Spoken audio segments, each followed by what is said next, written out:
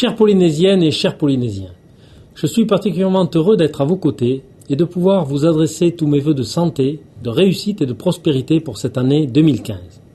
En cet instant, je n'oublie pas celles et ceux d'entre vous qui sont dans la peine ou qui vivent dans l'isolement et je leur adresse mon total soutien. Je pense à ceux qui sont touchés par l'épidémie de chikungunya à laquelle le pays est confronté. L'action énergique des services de santé de la Polynésie française permet d'en limiter l'impact sur la population.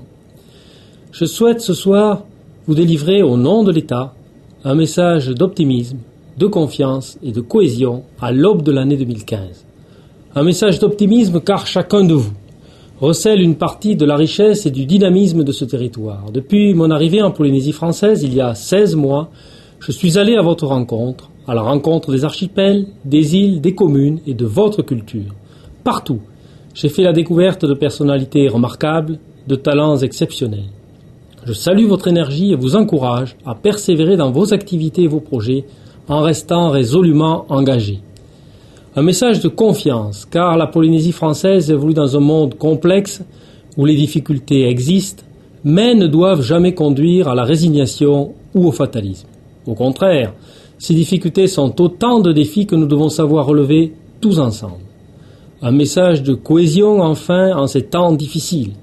L'unité de toutes les Polynésiennes et de tous les Polynésiens, autant que la stabilité politique et institutionnelle, sont une véritable exigence, une condition nécessaire de la réussite collective, du progrès et de la prospérité.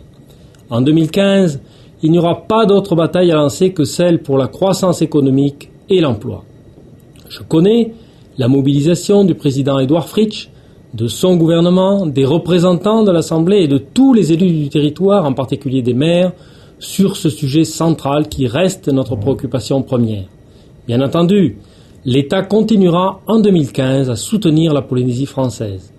Afin de consolider les efforts réalisés par la Polynésie française pour le redressement des comptes publics et notamment des comptes sociaux, Madame la ministre des Outre-mer vient de confirmer l'accompagnement par l'État du régime de solidarité territoriale au titre du principe de la solidarité nationale au sein de la République.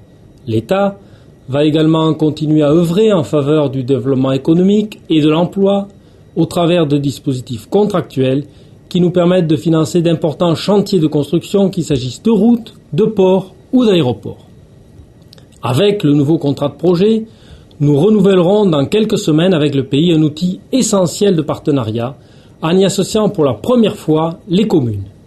Nous allons disposer, grâce à des actions partagées du contrat de projet, de leviers innovants pour réaliser des investissements structurants en associant tous les acteurs économiques et sociaux porteurs d'avenir pour la Polynésie française. Enfin, l'État s'attachera à assurer ses missions au service de la protection des populations en matière de sécurité publique, de sécurité civile et de sécurité routière.